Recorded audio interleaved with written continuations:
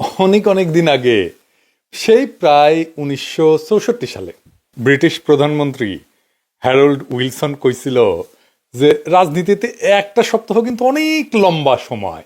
আজকের দিনে বলতে হবে যে 24 ঘন্টা রাজনীতিতে অনেক লম্বা সময়। দেখেন, হঠাৎ করে অপ্রত্যাশিত যুদ্ধে পৃথিবী এক মহাযুদ্ধের মুখে এসে দাঁড়ায়। এখন যেমন দাঁড়াইছে ইরান আর ইসরায়েলের যুদ্ধে। ইসরায়েলের পক্ষ থেকে ইরানের উপরে অবৈধ এবং উস্কানিমূলক হামলা পৃথিবীর হিসাব নিকাশ পাল্টাই দিতে পারে। কি হবে আগামীতে বলা মুশকিল, তবে পুরো পৃথিবী এক অতি বিপজ্জনক সময় এসে দাঁড়াইছে। আজকে আমরা আলোচনা করব যে আসলে পশ্চিম এই যুদ্ধ থেকে কি চায়, কেন এই যুদ্ধ তৈরি হইল এবং শেষ পর্যন্ত কি হতে যাচ্ছে। ইরানের উপরে ইসরায়েলের হামলা কিন্তু এটা আত্মরক্ষা না, প্রতিরক্ষাও না। এটা ছিল নগ্ন সাম্রাজ্যবাদী আগ্রাসনের এক নিষ্ঠুর উদাহরণ। এই হামলা আন্তর্জাতিক আইনের স্পষ্ট লঙ্ঘন। জাতিসংঘ সনদের 2-4 ধারা অনুযায়ী কোন রাষ্ট্র অপর রাষ্ট্রের বিরুদ্ধে শক্তি প্রয়োগ করতে পারে না, যদি না তা আত্মরক্ষার জন্য হয়। ইসরায়েল সেই নীতিকে প্রকাশ্যে পদদলিত করছে। আন্তর্জাতিক আইন ভঙ্গ করে সে তেহরানের পানি সরবরাহ ব্যবস্থার উপরে বর্বর হামলা চালাইছে। অথচ পশ্চিমা মিডিয়া দেখলে মনে হবে যে ইসরায়েল মজলুম। কি আশ্চর্য দুনিয়া!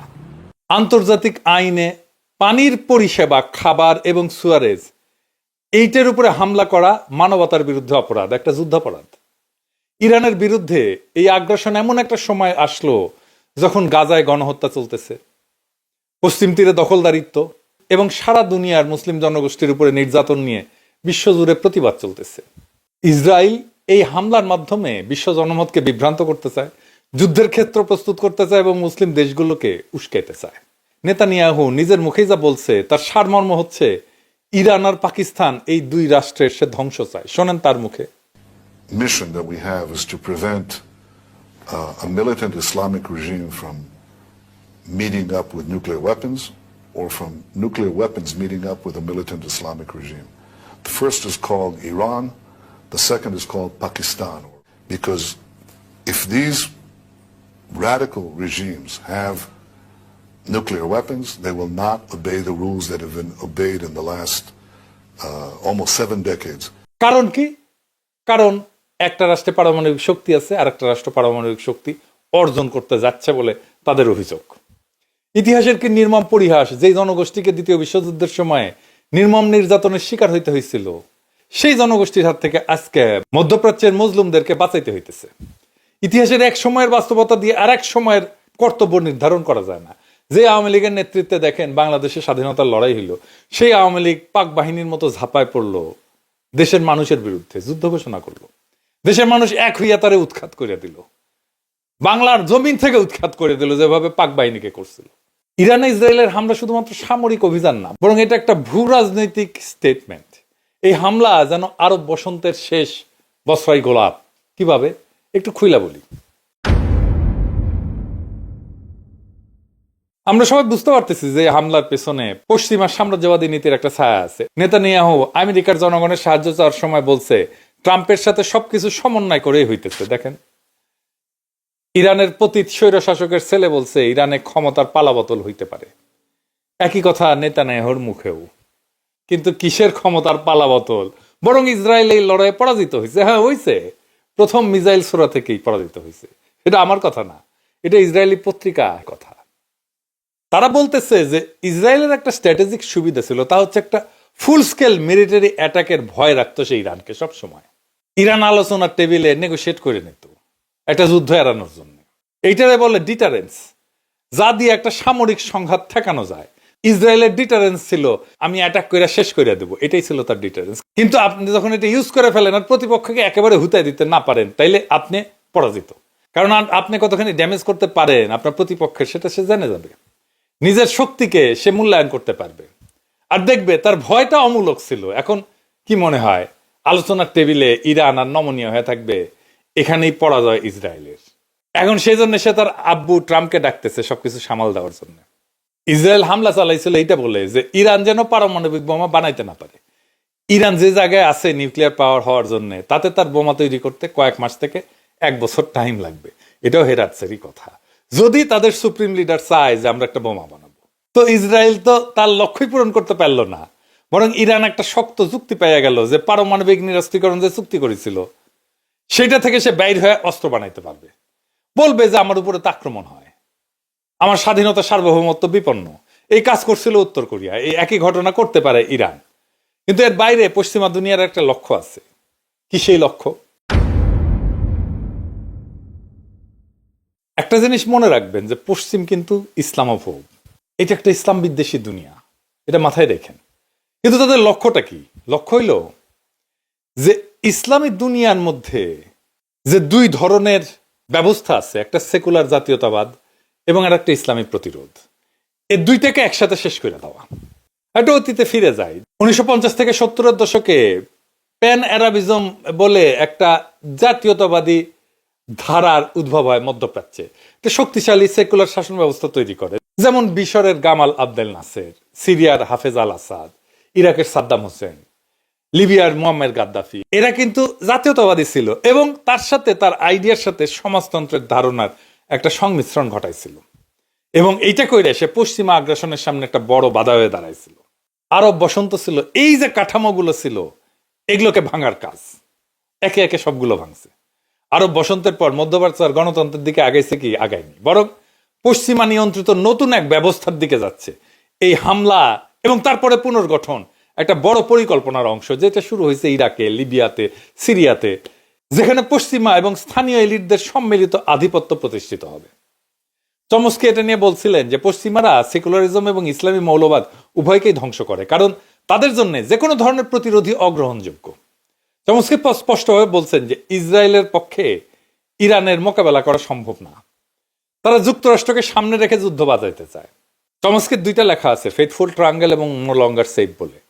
এই দুইটা লেখাতেই সে এই কথাগুলোই বলছে। ইসরায়েল যে আমেরিকাকে সামনে রেখে লড়াইটা চালাইতে চায় সেটা সে এখানে বলছে ইংরেজি যেহেতু কইছে ঠিকই কইছে, তাই না?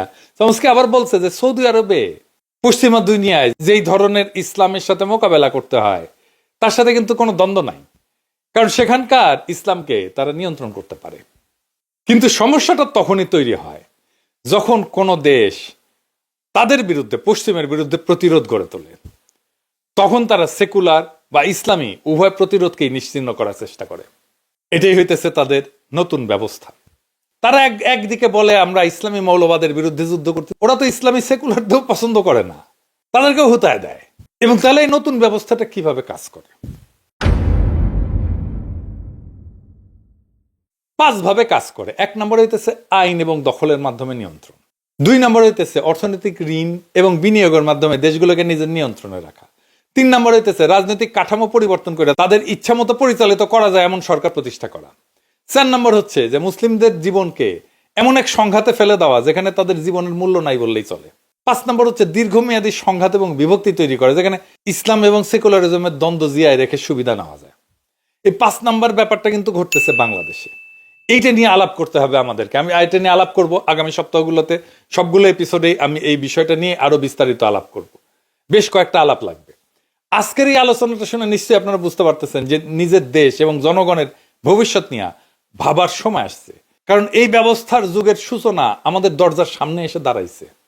ফাইনাল কোশ্চেন, যে ইসরায়েলকে এই যুদ্ধে জিতবে? এক কথায়, না, জিতবে না।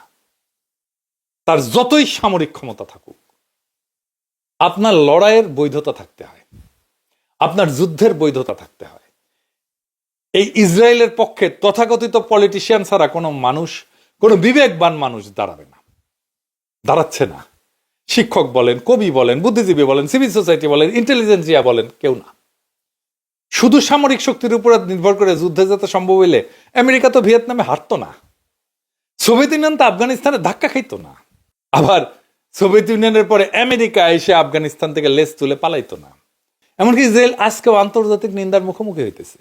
যুদ্ধের প্রকৃত বৈধতা মিসাইল, ট্যাঙ্ক আর বোমা দিয়ে নির্ধারিত হয় না। যুদ্ধের বিজয় বা পরাজয়ের বিচার বস্তুত হয়ে থাকে জনতার চেতনার ক্ষেত্রে, যেখানে জনগণ, তার বুদ্ধিজীবী শ্রেণী, ইন্টেলিজেন্সিয়া একটা গুরুত্বপূর্ণ ভূমিকা পালন করে। ফরাসি দার্শনিক মিশেল ফুকো তার ক্ষমতার আলোচনায় বলছিলেন যে ক্ষমতা কেবল অস্ত্র দিয়ে না, ক্ষমতা নির্মিত হয় জ্ঞানের মাধ্যমে, ডিসকোর্সের মাধ্যমে, বয়ানের মাধ্যমে। বয়ান তৈরির ক্ষমতাই ক্ষমতা। অর্থাৎ কে শত্রু, কেন শত্রু, শত্রুর বিরুদ্ধে যুদ্ধে যাওয়া কেন নৈতিক এবং প্রয়োজনীয়, এই সমস্ত প্রশ্নের উত্তর সমাজে তৈরি করে বুদ্ধিজীবীরা। এটাই আসল ক্ষমতার একটা নৈতিক সাংস্কৃতিক বৈধতার প্রক্রিয়া। এটাকে বলা হয় লেজিটিমাইজেশন। ইতিহাসের দিকে তাকাইলে দেখা যায় দ্বিতীয় বিশ্বযুদ্ধের সময় ফ্যাসিবাদ বিরোধী লড়াই শুধু সামরিক অভিযান যথেষ্ট ছিল না, বরং নাৎসিবাদের বিরুদ্ধে ব্যাপক বুদ্ধিবৃত্তিক এবং সাংস্কৃতিক অভিযান পরিচালিত হয়েছিল। লেখক, শিল্পী, দার্শনিকরা একজোট হয়ে বলছিলেন এই লড়াই সভ্যতার লড়াই, মানবতার লড়াই। ফলে এই যুদ্ধের নৈতিক বৈধতা তৈরি হয়েছিল এবং সেটাই শেষ পর্যন্ত পশ্চিমা শক্তির বিজয়ের মূল চালিকা শক্তি হিসেবে কাজ করছে।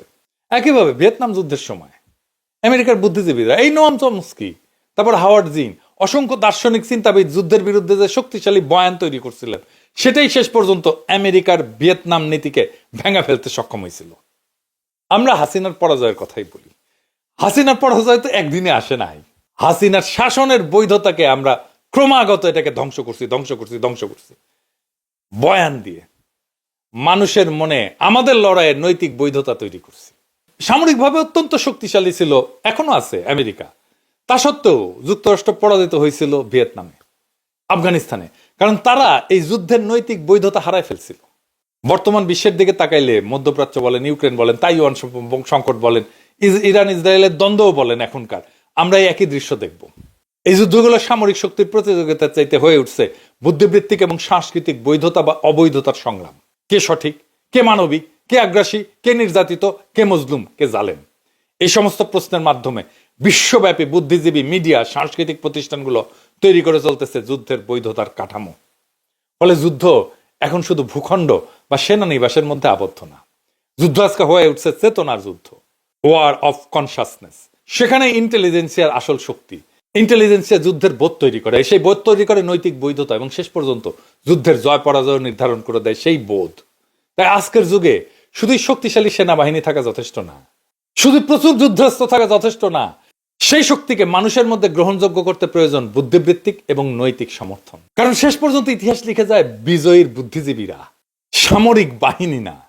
তাই আজকে ইরান ইসরায়েল যুদ্ধে যাই ঘটুক না কেন, মনে রাখবেন ইসরায়েল পরাজিত হয়েছে, পরাজিত হবে, আখেরে পরাজিত হবেই, এবং মজলুম এক সময় না এক সময় বিজয়ী হবে। আজকে তারা যতই পিছু হটুক। এটাই ইতিহাস, এটাই পৃথিবীর ইতিহাস। পৃথিবীর ইতিহাস এই দিকে অগ্রসর হচ্ছে এবং আমরা ইতিহাসের সঠিক দিকে আছি। এবং এই লড়াই থেকেই একদিন ফিলিস্তিন মুক্ত হবে, ফিলিস্তিন স্বাধীন হবে। ইনকিলাব জিন্দাবাদ।